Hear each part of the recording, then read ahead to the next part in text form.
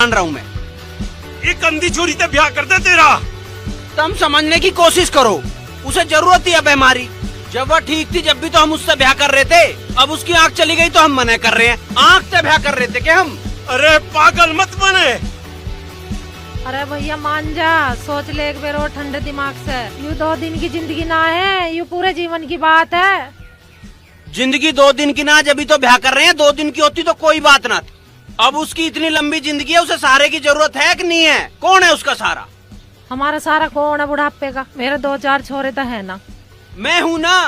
तू जैसा हमें सब पता है। तेरा ब्याह हम अपने हिसाब से करेंगे। इसे ही कर लियो अपने हिसाब से। देखो मेरा ब्याह दीपावली तय होगा, तो मैं ठीक लगता हो ठीक है, ना लगता हो थारी मर्जी है। क्या करे छोरे का। पापा जी, अब तू ज्यादा दादी ना बने। मेरी एक बार सुनो तो। अगर हम भाई की शादी कर देते, उसके बाद उनकी आंख चली जाती, तब हम क्या करते? और फिर ऐसा मेरे साथ भी तो हो सकता है। बेटा, जब लड़का खुद शादी के लिए तैयार है तो तुझे क्या परेशानी है? माँ ठीक कर रही है। अरे वो तो हमारी आज भी खुशामद कर रहा। खुशामद तो वो उस दिन भी कर रहा था जिस दिन आपने उसकी बेइज्जती की थी।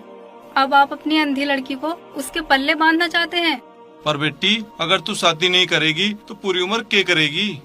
मैं कुछ भी करूं, मैं आप लोगों को कष्ट नहीं दूंगी। आप चिंता मत करो, पर आप अपनी मुसीबत को किसी भले इंसान के गले में मत बांधो। दीपाली तू समझा कर, वो खुद ही तो कह रहा है। हाँ, वो कह रहा है क्योंकि वो मुझसे बेइंतहा प्यार करता है। बेटा, जिंदगी बहुत लंबी होती है। पापा, जिंदगी सिर्फ मेरी ही लंबी नहीं है, जिंदगी उसकी भी लंबी है।